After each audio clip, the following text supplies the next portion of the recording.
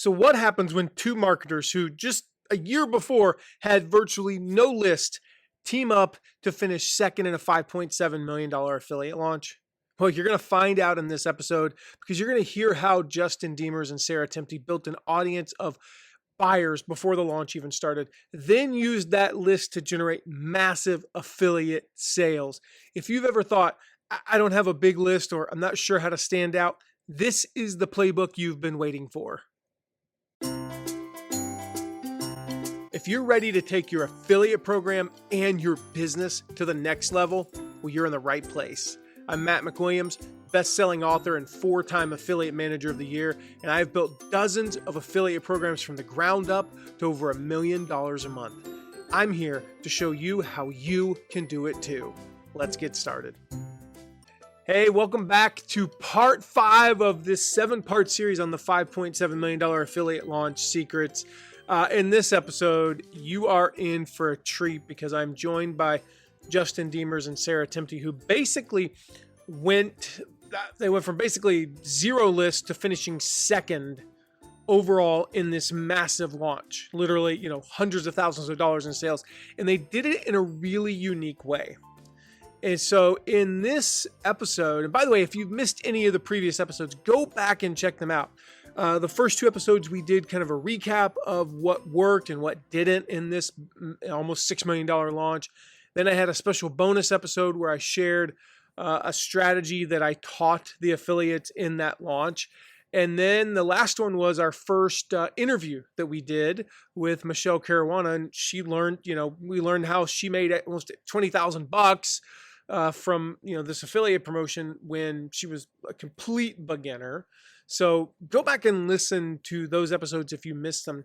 But in this one, we're talking about how Justin and Sara used a paid workshop before the card even opened, before the launch even started, to build a list of buyers, not just leads, but buyers. And that made a huge difference in how they promoted and who they promoted to. We also talk a little bit about how they promote as a team. That's unique. How they use their personal stories. That's an important part. And how you can take, just what they did, right? A small focused audience and turn it into a huge launch. There's so much good stuff in this one. So let's jump right in. Hey, what's up, insiders, and welcome to another Insider Profile. I am super excited today. I have got Sara Temte and Justin Demers.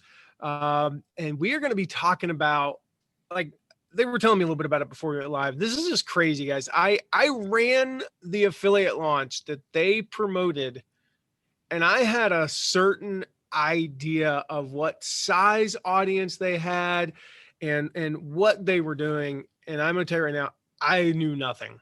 I literally knew nothing. They did so amazingly well that I just assumed they were considerably larger than they are. And so, guys, for those of you out there, you got a small list, or maybe you got a small Facebook group. Maybe you're not like on the Be Everywhere Club, where you're not on Instagram and Pinterest and Twitter and I don't know, name a social media network that's going to pop up in the next 8 minutes. You're not on there. This is the Insider Profile for you guys, because you're going to learn how they did it with a small list. Some might even say tiny in internet marketing circles, and one social media channel, one Facebook group that, well, I'll let them tell you how big it is. So Justin and Sara, welcome. Thanks for having us. Hey, thanks for having us. We're stoked. Oh man, I'm super excited about this. This is going to be so awesome because I think people are going to be blown away. So I want to start first of all with, I know what promotion you did. I ran it. So this is one of those questions, just don't look at me why are you asking us that, dude? You have to play dumb. We get it. Did you get hit in the head in the last couple of months? So tell us a little bit about this promotion that you did and how you ended up doing. What were the chain of events that led you guys to being an affiliate for this? You want to start, Sara? Yeah, let's dive in. So we promoted Tribe, Stu McLaren's membership course. And I mean, we promoted it because we have a membership.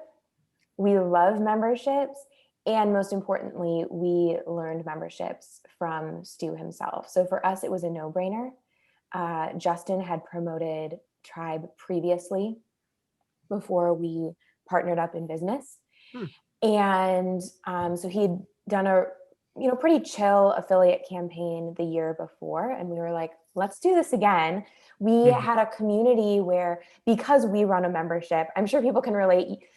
Whatever business you're running, you get people asking you questions about the things that you're doing. And so we were running a membership. And so we had people in our community saying, how are you growing your membership? How are you doing this? What are you using for this?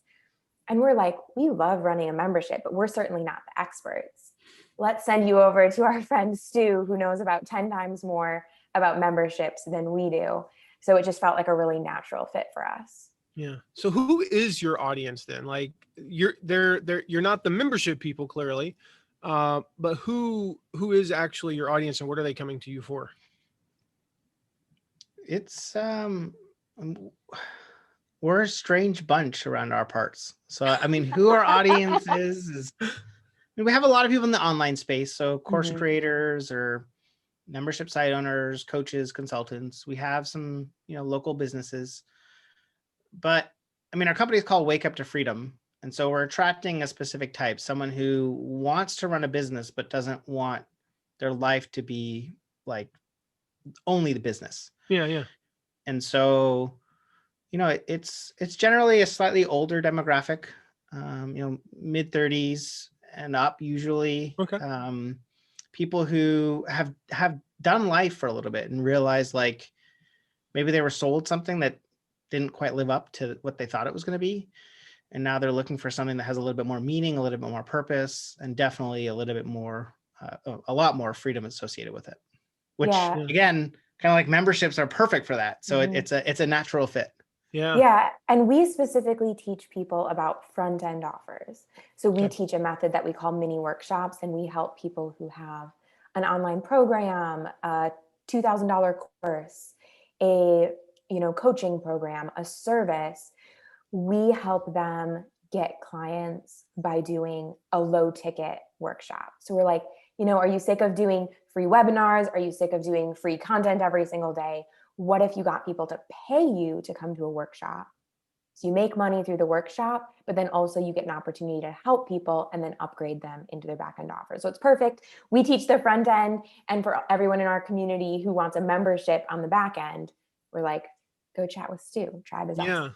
So that path for your students might look like, a low ticket workshop. And I would imagine low tickets, what, $7 to $37 on average, probably. Yeah, we have some people that do a little bit more, but it's around that range. Okay. So double, single or double digits, they're going to go from that. They are going to have a $1,000 plus, potential product and maybe a coaching service, something like that.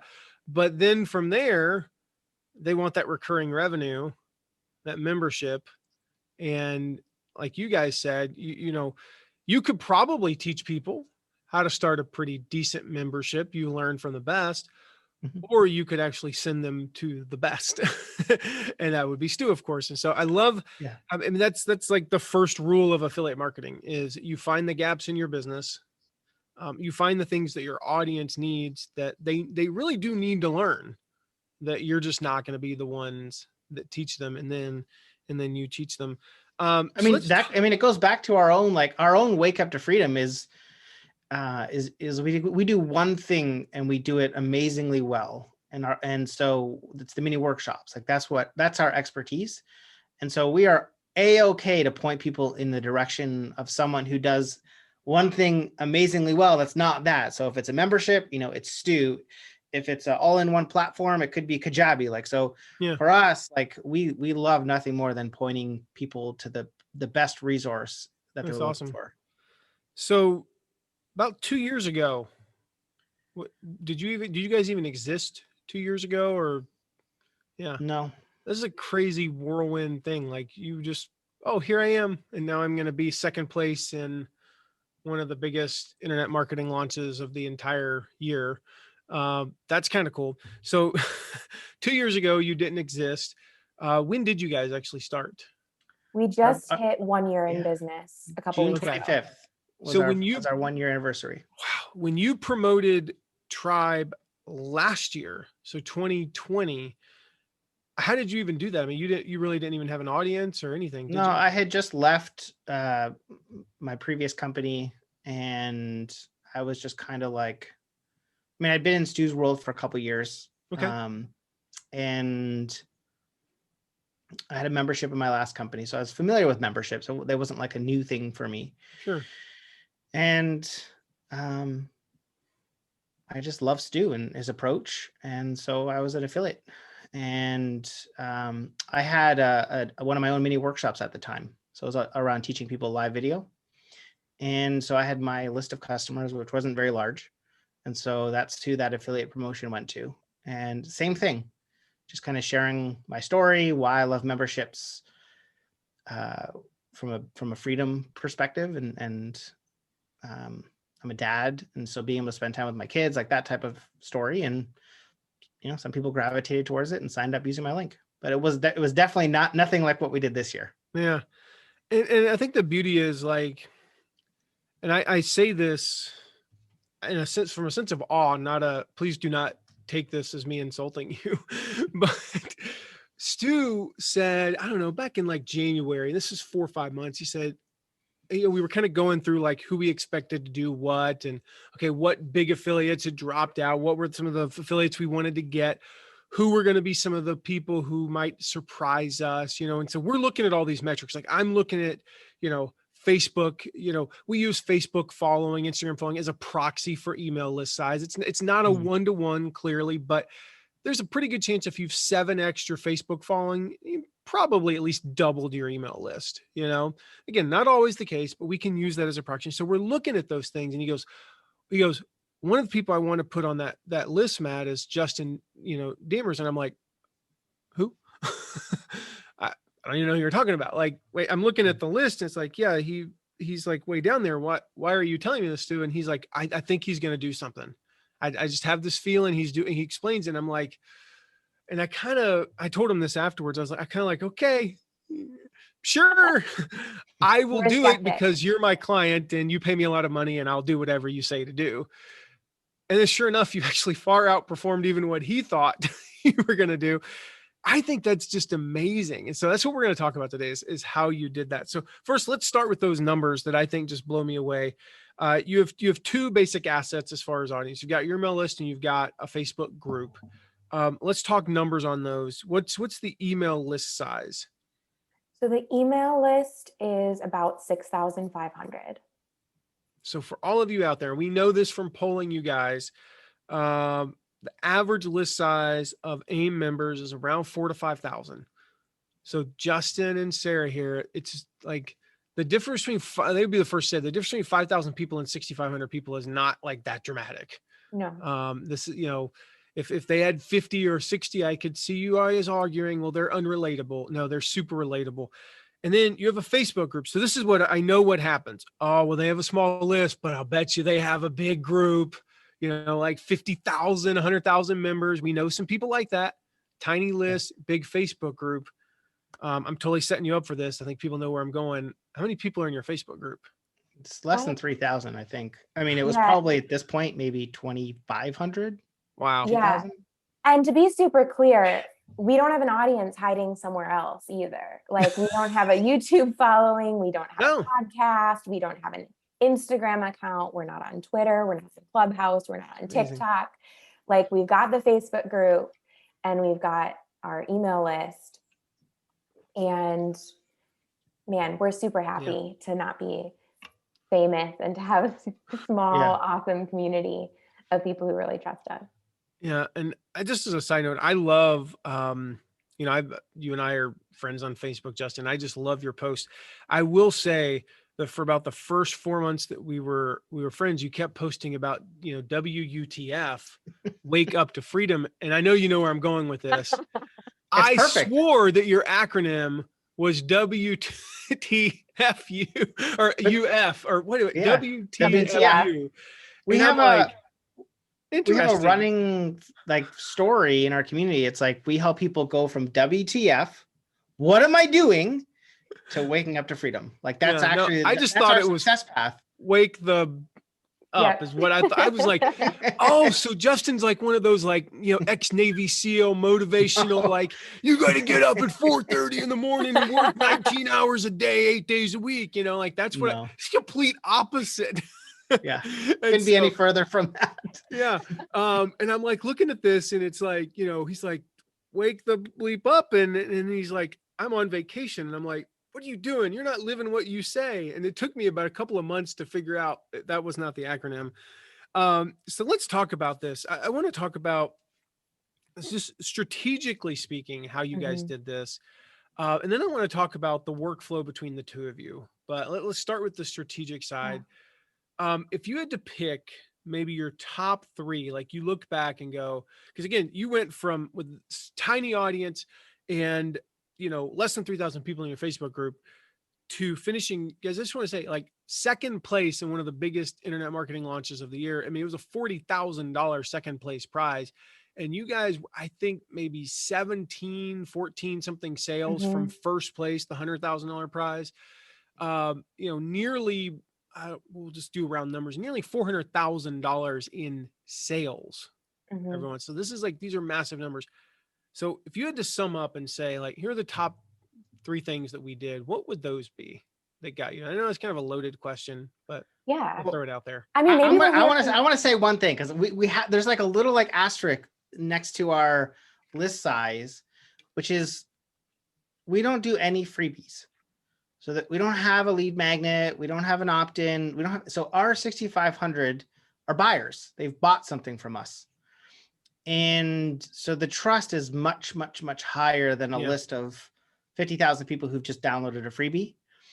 And so that's our approach. Our approach is always like a transfer of money, usually a small amount, and then a ridiculously amazing experience that far exceeds the expectations that someone would have paying that little amount. So for this tribe launch, we did a paid product on the front end. Yeah. We sold it for $1. I think there's an important distinction there before you move on. Yeah. Sorry. Yeah. When people talk about growing their list, the number in itself can very much be a vanity number. Now, all things being equal, I'll take 250,000 people versus 5,000 people, but all things aren't equal, and it's a very good point. Like our best, when I look at the, we've done a couple of paid challenges and we only had, 400 people in each of them. I would say 50% of our annual sales come from the 800 people that were in those two paid challenges versus, I mean, that's a fraction of our list. And yet that's half of our sales. I think that's a really important distinction because a buyer is a buyer is a buyer, as Dan Kennedy famously said. And you're creating these people and then, you're charging them $1 or $7 or $17 or whatever. And then what you're doing is you're giving $1,000 worth of value. 100%. And people, so they paid anything, their expectations are here. They're already significantly higher than free. And even if you exceed the free expectations by a factor of 10, I learned math. I'm not very good at it, but I remember that 10 times 0 is 0. Yeah. So is 100 times 0. It's still 0. But if it's 1 and you exceed it by 100, it's 100. I don't know how that works in Canadian, Justin, but it's like a quarter. Yeah, it's like 25 cents at that 25 point. cents. There you go. No, it's true though. Like so I just think that's a very, that's huge. That's everything right there. Yeah, we've got a community of people who've proven that the way they operate in the world is they're willing to spend money to solve problems. And yes, a lot of those people have only spent $27 with us and bought a simple workshop, but I think it's still a very different perspective than the type of person who's downloading all the freebies or attending all the webinars. Doesn't mean that's a worse person, and yet which person you rather have on a business list. Yeah. So we came into this affiliate promotion with the same perspective. We kind of looked at each other and said, are we going to do something really weird and not do anything free for this affiliate promotion? We're like, yeah, we're going to stick with this. So we launched a paid warm-up product. So to our list, to our Facebook group, and then we also ran some ads to something that we called Membership Magic, which was essentially, I think the easiest way to think about it is a private paid podcast. where we didn't do a bunch of training. We didn't promise anyone that we were going to teach them about memberships, but we said, hey, we've grown our membership from 0 to 500 people in the last 8 months. Do you want to hear that story? And we were going to do 8, live episodes, and people would get access to those 8 episodes plus show notes. So it was pretty simple for us. We, showed up on a Facebook Live, recorded the episode and sent out the recording, and then also sent out some simple show notes for each episode. And we did that in the 30 days leading up to the affiliate cart open. So we'd created this segment of our audience that was not only tangentially interested in memberships or hypothetically interested in memberships, but they'd actually paid us $1 to learn our membership story. And they'd spent, the last 30 days hearing from us twice a week, just for like 30 minutes or so about our membership growth story. And we dropped Stu's name along the way, shared that we'd learned a bunch from Stu, even had Stu on as a guest for one of the episodes. I think that was the first big thing that we did, was create a paid warm-up product. And just like, we're really intentional about that runway. It also gave, for our mini workshops, we're always looking at like average order value so that we can, Stu talks about like now the idea of like the unlimited marketing budget, like to scale our membership and our paid products, we have an unlimited marketing budget because our average order value is higher than it costs us to acquire a customer. Well, we were doing the same thing with Membership Magic. Like, we were looking at it and saying, yes, it's $1, but we've got an upsell and we've got a one-time offer. So our average order value is around $30, maybe 35, depending on the day. So we can spend $35 to sell a $1 product to get someone into our world who may be interested about memberships. And so everything on the affiliate side is pure profit. Yes. Totally. Yeah. So we made money before the affiliate promotion launched. Yeah, and we had grown our audience of buyers. That is super powerful. And Sarah, you said something there. People they're willing to spend money to solve problems. And the example I always use is, I'm in my office now, my wallet, I got to go up the stairs, down the hall, try not to make too much noise that I wake up our dog, because then I have to take him out. And so so if I'm looking at something, just pay $1. It's not even the dollar. Like, I live in America, not Canada. I live in America, right? I don't care where you live in America. You can afford $1. Okay. You can find $1, right?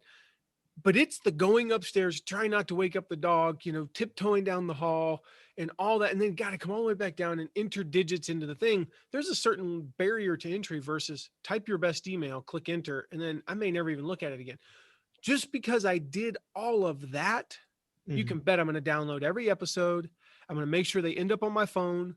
I'm going to listen to them, and I'm going to take notes, because I went through a lot of effort. And even if your wallet's right here, you still got to pull it out, type in, there's a certain level. That is super powerful. That is huge. So you did this mini workshop kind of. What was the next step for people from there? You mentioned average order size of $35. So I'm kind of curious, like, they paid $1. What's the other $34? Yeah. So we had an upsell and a one-time offer. Okay. So upsell was training that we called Churn Buster. So here's 5 ways that we reduce churn in our membership. And then the one-time offer was $97, and it was another training. We called it the anti-webinar, and it was like, get the slides and a breakdown and the emails for a webinar that we used, or we call it, an anti-webinar that we used to add, 300 members in, That's with a cool. single presentation. Yeah. You ended up with how many people in the workshop? Just under 1,500 people. 1,500. So you guys, you're talking well over 10% of those people ended up buying Tribe. That right there is just the power of this, that paid idea. We also, the thing that's interesting too is, we can get into this, but we had a percentage I guess this would be point 2. Do we want to move on to point 2? Yeah, let's. I want to just point out for our members, like that, and I'm sure you guys would agree with this. That when you have a list of everybody, there's a certain reluctance to really push hard on a product as an affiliate. They paid money to learn about memberships.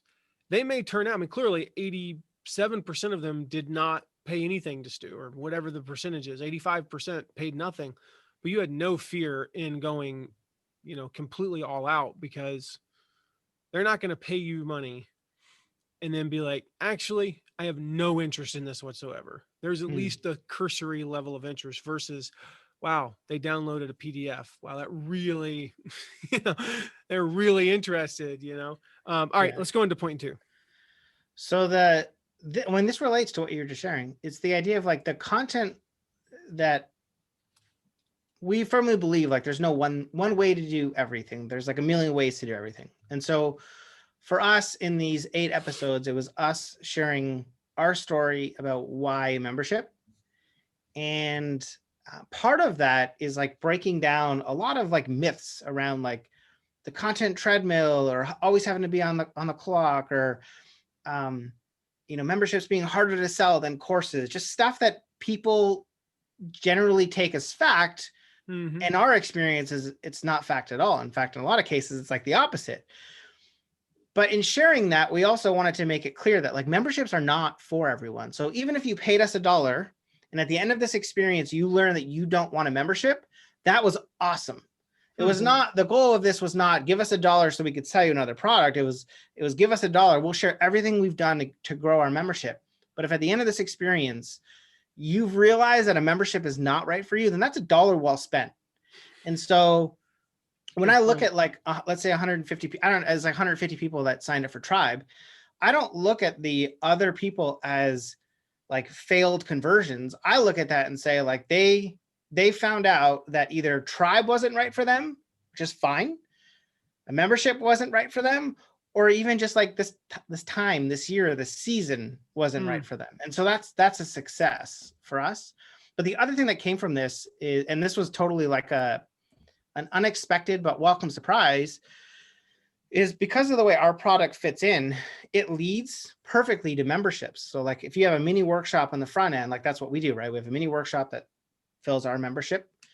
Well, there's a number of people that went through the membership magic and realized they actually wanted to focus first on the mini workshop. So we had a bunch of people who became members of our own membership instead of building their membership first. So it actually worked out that we did like the Tribe launch, and then on the back end of that, we opened up our membership to people only in that group. Wow. Is like a private launch, and we had a good amount of people hop in to Wake Up to Freedom.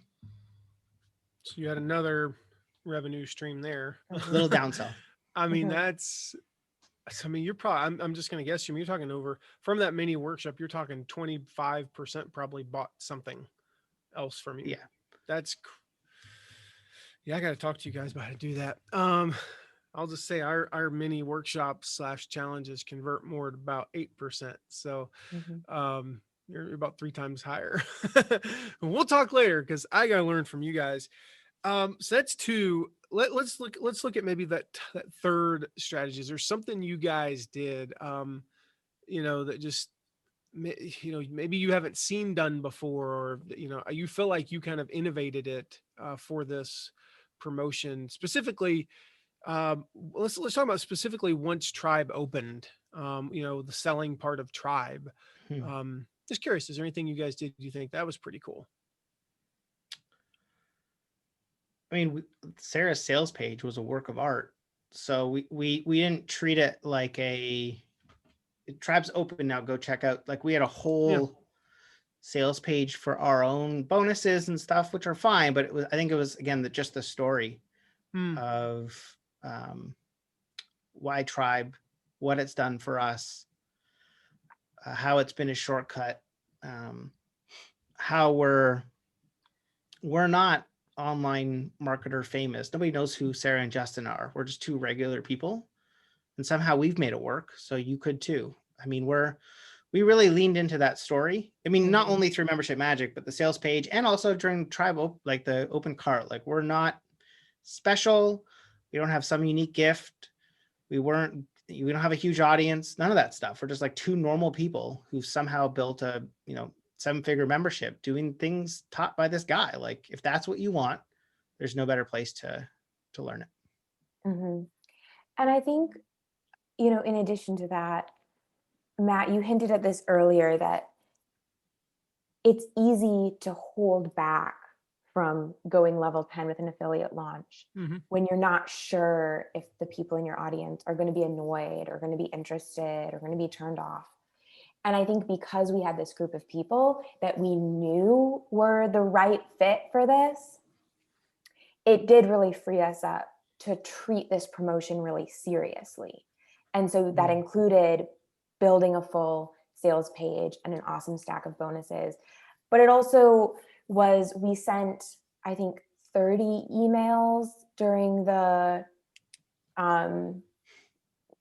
main window of the promotion. I don't actually know if that's like that, maybe that isn't really high. It felt like a ton to us, but okay. So we sent 30 I would say emails. If you look at the plans, and I could pull it up, I think our all-in plan, I say only had 21. Okay, so we sent 30 over the span of the promotion. And so those weren't just like copy and paste. Like Sarah literally wrote like 30 emails that were works of art. Like, I remember people in our membership magic group saying like they were adding these emails to their swipe files. They were like, they couldn't wait for the emails to show up in their inbox and read them as examples of like how to do emails well. Like, that's what you want, right? Like, people waiting for emails, not unsubscribing because you're like, banging them over the head. Yeah, that's powerful. I mean, just the number. I mean, that's kind of like the ultimate success secret. We tell people when we look at like the biggest differentiator between, affiliates who kind of like do mediocre and then wildly successful. It's like, it's not, oh, they've sent 3 emails versus 30. It's they sent 20 versus 30. And the reality is those extra 10 emails from a upsetting audience standpoint have almost no effect. From a conversion standpoint, that extra 50%, it can generate an extra 50% in sales. Right. And there's a direct correlation just between volume and sales. That's awesome. I think you guys that might have broken the record. I'll have to go back and look. I know we've come really close to 30. And there's one specific campaign I'm thinking of that when we're off here, I just wrote a note. I'm actually curious to go back into our archives and look, because I think we came really close to 30, but didn't. And so as far as I know, that might be some sort of internet marketing record, which is awesome. So. It is so awesome. And clear, Sarah's all about the email records. Look at the length, the word count. I just want to point out, just in bonus money, not even just forget commissions, forget you guys almost earned 6 figures in just commissions. In bonus money, and I forget the exact number of prizes, but that's probably $1,500 per email in bonus money. It's probably a little bit off. That's probably, you use $40,000 for second place. So, you probably earned $1,500 in bonus money for every one of those emails. Again, above and beyond commissions. So it's like, right in this email, $1,500. I mean, like, I just try like, if I finish this email, $1,500 is going into our bank account. That's and we were really transparent. I mean, I sent an email it was probably like the second to last day that said, the subject line was, please stop sending me emails. And I was literally just saying, like, we know that we've sent a lot more emails than you're used to. We know it's a lot. We know you might be rolling your eyes, but like, here's just like 3 reasons that we're still emailing at this point. And so like, we wanted to acknowledge, like, we gave people chances to opt out. We told people it's okay to decide that Tribe isn't for you. It wasn't like 30 hardcore sales emails, but it was 30 chances for us to tell our story or point people to, a webinar. I mean, we sent emails for the live streams that Stu did. We sent emails to replays of things, because it was just like, if we can get people into the Tribe funnel, basically, we know that Stu and his team will take care of them. So let's give as many touch points. And we know that there's going to be some people who sign up for the webinar and watch it. There's going to be other people who aren't webinar people. So like, let's give them a Facebook post they can go read. Let's give them a live stream replay they could go watch, because, you know, different people have different content consumption habits. Yeah, that's so important. And I think it's pretty powerful there. You know, you mentioned, well, there's actually two things that you touched on. The first is just touching on the different, you know, like some people aren't webinar people, some people aren't podcast people, some people aren't, they don't do live videos because maybe they have a full-time job. You know, you're going live at 2 p.m. I'm in a meeting. Mm-hmm. I mean, like, I can't come. So hook me up with the replay. I think the other thing, you know, just the basics of what you did, including the opt-out, that says, I'm not interested in Tribe. Please don't send me any more emails. That's a very basic thing, because here's the thing. It's easy to send 30 emails when you know that in the previous 29, you gave them a chance just to go click and tell you that I'm not interested. And so I always create this visual picture on cart close day when I'm taking a deep breath before I write 7 emails to send to our audience. That on the 6th email and the 7th email, if they haven't A, bought, or B, click that opt-out link, there are only 2 possibilities. They either aren't getting the emails, you know, they're on vacation or something. Okay, well, sending a 6th email, 7th email when they're on vacation they're not gonna like be like, dadgummit, Matt, I'm unsubscribing because it's the first one I've read all day. Mm-hmm. Or B, they're on the fence. And they're looking for something. And it could be a specific story that you tell, Sarah. It could be, you know, a case study, could be an extra bonus, could just be the deadline. You know, they're looking for that incentive to kind of push them to one side of the fence. Before I asked, we actually got an email like the following day. We got an email from someone that was like, I'm so glad you sent this email because I just checked. Like, I was out and I just got this. And this was like, what was it, like an hour before the cart closed? Like, it was like I just got this and I just signed up for Tribe. Like, the person had not seen anything else. I mean, they probably would have signed up for Membership Magic, but literally, like, they didn't see the whole Tribe promotion. And then that email, like an hour before, and then they thanked us. Like, they legitimately thanked. Glad you said that, because some people think I'm lying when I say that people thank me for the after midnight emails. And they're like, nobody really does that. And I'm like, yes, they do. Here's a screenshot. And they're like, that person has the same last name as you. I'm like, no, I'm just kidding. I do. Before I go on to the last 2 questions, I want to go back to something, Justin, that you I feel like you glossed over it, but I think it was like marketing 101 when you were talking about the sales page. And you said, you know, I wrote down just a few notes. You said that, first of all, you said all we did was just tell our story. Mm-hmm. Well, that's marketing right there. And I know you know this, but I just want to point out for our viewers, you also said a phrase like Tribe was the shortcut. And you're acknowledging the fact this is a $2,000 investment. Mm-hmm. And you're acknowledging that you don't have to buy this to do a membership. Many people have done memberships without Stu's help and been wildly successful. But if you want the shortcut, here's the answer. And then you pointed out like the objections, I think. Well, we're not famous. We're not like big names. We don't have a big list, but we did it and you can too. And I just wanted to highlight that's, if you guys want to copy a sales page, just follow those 4 points right there. That'll be a killer sales page. Take that, combine it with our bonuses template, and there you go. Here's the other part of that sales page. So, we had a bunch of people that bought them that are in Wake Up to Freedom or that had bought Membership Magic who were already in Tribe. They signed up for Tribe years ago. And so, but they read that sales page and saw those bonuses and wanted them.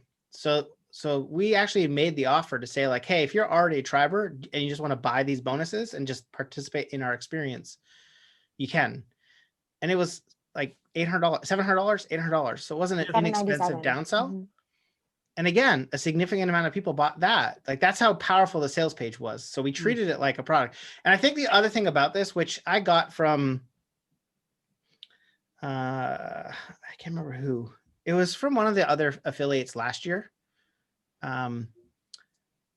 Was they were just, it was kind of like a comment made in passing in the Facebook group where it was like, they treated the Tribe launch as their own launch. As their own, yep. And that's what we did. Like, Sarah and I looked at the calendar. We're like, we are not going to launch our own product that would make us hundreds of thousands of dollars, add reoccurring revenue, we're all in on Tribe. So that meant that like we did the sales page, we did the emails, we did the ads, we did the nurturing, we did the trust building, we did the amazing product, we did everything we would have done, except at the end, we sold someone else's product. So we didn't have to deliver on that. Yep. Like that was the only, and then we deliver our bonuses, but that was the only exception. Yep. And I think that's like Sarah and I looked at, like we're obviously going to be promoting Tribe again next year because it works. But we put all this effort into this year to create so many assets that now we can package up in a new package next year. So all the work we did this year is not just for a one-time launch. Now we've got stuff that we can build on for next year. We've had the same Tribe bonuses. We created a new one last year. We had the same otherwise, because I think this was the 5th time we promoted Tribe. You know, we're not only the president of the company, we're also a client. If you remember those commercials, the hair club for men back in the 90s. Anyway, we not only ran Tribe, but we're also promoted. Our bonuses have been the exact same every year. The first year, I remember like right after the launch, and we did really well. I think we finished like in 10th place or something. And I was like, yeah, oh crap, we have to create all this stuff. And so the next year, it was like a week before the launch, and the team's like, hey, what are we going to do? I'm like, same thing as we did last year. No questions. Shut up. Move on. Yeah. And then we added one. We saw a need last year when we did really well, and we created another bonus. But that is the beauty, guys. Like, you can recreate these. The other thing, you mentioned this, sort of, Justin, like I'm trying to think if our Tribe bonuses, 4 of those have become individual products that we sell for what we like. When it says $997 value, that is not like me pulling, like, ooh, this workshop's worth $5,000, wink, wink, no, we like sell it on the website for like, and people buy it once a week, for $1,000, and they've become products that we can sell. And then one of the things that we're able to do is actually go to people who have purchased those products and say, hey, you've purchased this. This is a part of our, our Tribe bonus. If you want all this other stuff, here's how you get it. And it's been really effective. So yeah. I want to talk about the workflow for you guys. You mentioned like Justin, of course, you're being the typical humble entrepreneur and giving all the credit to Sara, and that's awesome. But I know it's not 100% true. So no. I just hang out in my bunkie all day and build Lego. And that's all I do. What's a bunkie? That's our office is a bunkie. Well, is that a Canadian term, or did I just not? It learn is that word? A brand name, but I think it is a Canadian brand. It is a Canadian. Yeah, it's a Canadianism. Okay, so in your bunkie, what's a bunkie? I mean, I didn't know if that was like a kid's thing, like my blankie, I mean, it kinda. It's an adult kids thing. Like when you get older, you now have like a little house in your backyard versus like a fort out of cardboard. But that's awesome. Bunkie. I'm gonna have to look that up. What was the workflow for you guys in this launch? Because this is a team effort. Yeah. So it's not just like one person, running the thing. What did that look like in terms of just how you guys work together and delegated, or whatever that process was? Yeah. I feel lucky because I think we, as a partnership versus doing the solopreneur thing, which I did for a long time, is we get to divide and conquer. And so there's a lot of, here's our launch plan. Like if we got on that, planning call, in January or February saying, what are we going to do for this Tribe launch? And saying, cool, I'm going to go write the sales page copy. And then I know I can send it Justin's way and he's going to build it, design it, get the pixel set up and all of that. And so, I mean, there's a lot of collaboration, but I also think there's a lot of like trusting each other to do their thing. So Justin's not micromanaging my sales page writing, or we're not trying to do it together, and vice versa. Like when he is designing, building, working on ads, like that's his thing. And I think we really trust each other with our pieces of the puzzle, which allows us to actually save time versus the two of us trying to do everything together or agree on every little thing. That's powerful. Justin, anything to add to that? I mean, I think it's just that like that shared vision. Like, so, both of us showed up with the same, goal in mind for this promotion and why we're sharing with it. And yeah, like as for us, it was like, we're on the same page and we're running the same race. And so it is definitely a team. Everything we do is a team effort. And we have a staff now and it's just like, we're all running the same race. And there are some, I remember there were some days where it was like, there was, we have our own business to run. So it's like, there's that happening Sure. while this promotion is happening. And so there were some days where like Sara went through quite a lot actually, and prepared like the show notes before we were going to go and share the story. And it was like she just made it happen. And so, yeah, we're all in it together. Yeah. I think the last thing I'll say about workflow is a shared work style or work ethos. Like we say a lot, we don't run an emergency business. We don't do emergencies in our business. We're not supplying oxygen to anyone. We're not doing surgery. Like everything's going to be okay. And so I think that really helps us when we're in launch mode, that we're not adding drama to each other's plate. If an email doesn't go out, if something breaks, if certain numbers aren't what we thought they would be, I don't think we're not adding stress to each other by freaking out and saying, oh my gosh, we've got to stay up till midnight fixing this, or we've got to put all these fires out, or this is a disaster. That's just not how we operate. Like that isn't the type of interaction that either of us is really available for. Like we solve a lot of problems, we get things done, but we don't want to run the type of business where we're melting down during launches. Like that doesn't feel fun to either of us. I'm gonna add something to the end, which I thought was awesome, which I learned in this launch, is that Sara is also very competitive. And so there was a moment near the end, like Matt, all your gamification, leaderboards, and all that stuff. There was a moment near the end where Sara got real feisty, and I was like, "Wow! Like this is the first time I've seen Sara at this level of like game face," which was fun because I think like heck yeah, it wasn't like yeah, I mean, this was you could say it was a competition, but it wasn't a competition because at the end of the day, like anyone who signs up for Tribe wins. Like that's so this isn't a competition amongst affiliates where it's like you want everyone to succeed. And so the game face was also like, hey, this is actually really cool. Like the and I mean, I don't know how much we can share, but like the numbers were at some point like lower than last year, right? So we're like, but this can't be, there can't be less people signing up for Tribe this year than last year because Tribe works. Like more people need to sign up for this. And like that conviction definitely came out in our teamwork too. Yeah, it's a healthy competitiveness. Absolutely. I mean, no different. Like my best friend and I, like we played golf every day, and we were always, loser buys dinner, loser, it was like, I remember one, we'd take 3 people and we'd stay in a hotel room at golf tournaments just to save money. Losers, like whoever had the high round of the day, slept on the rollout. And when I walked off the course, it didn't matter if I had just shot my best round, it didn't matter if I was leading the tournament. If I played really bad,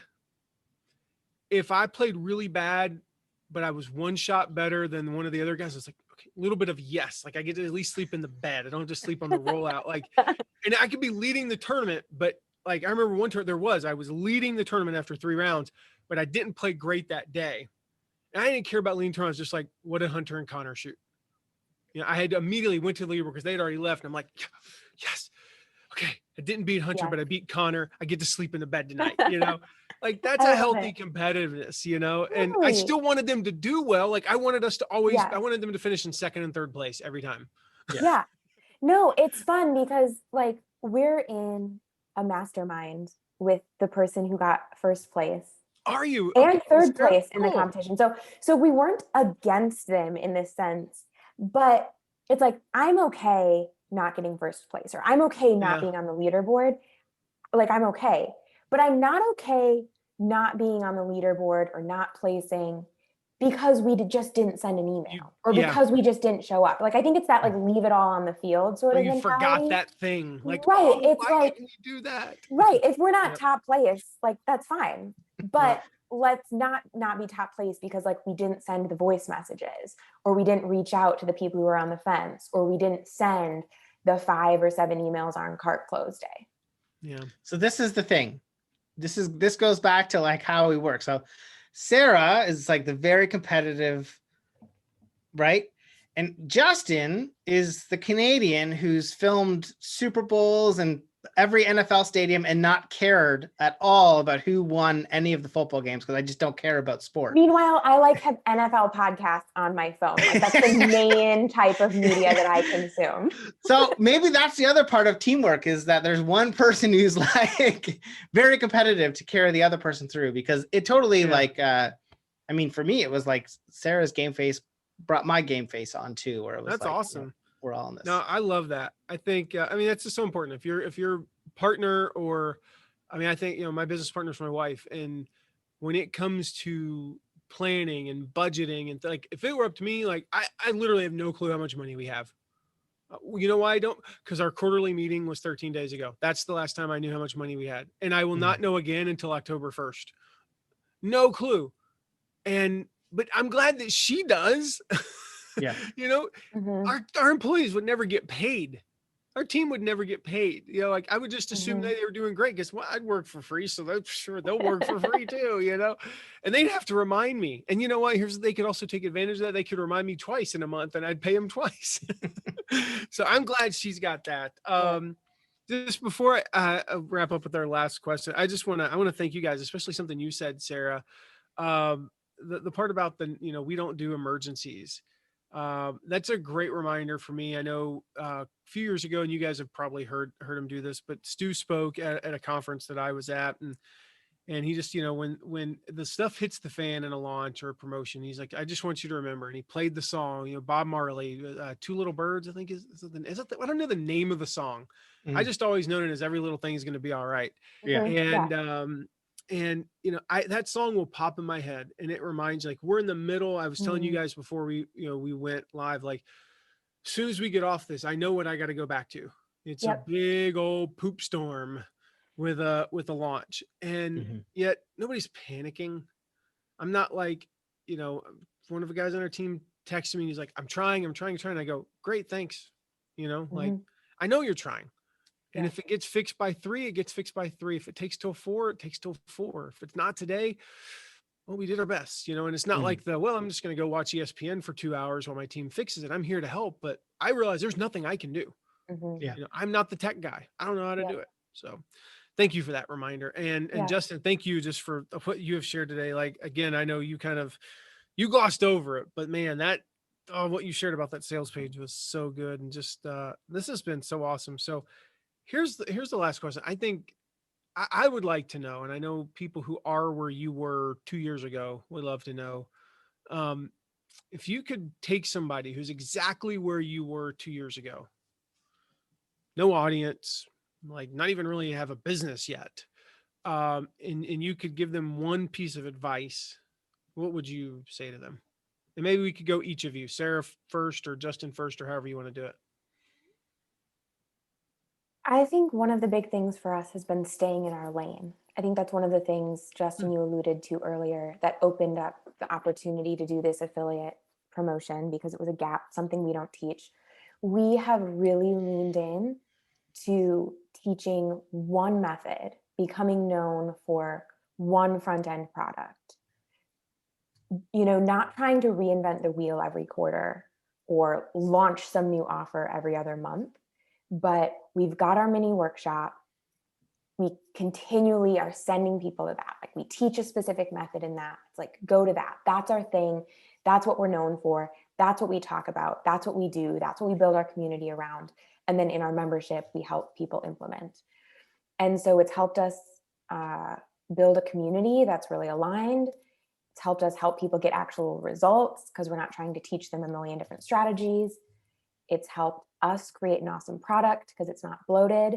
And it gives us a lot of opportunity to point people towards softwares and programs that fill in other gaps. Yeah. That's awesome. You finished right as I had to cough. That was great. Perfect. Oh, you nailed it. That was awesome mic Like, work. please keep talking for 5 more seconds. Justin, how about you? So, I mean, at the end of the day,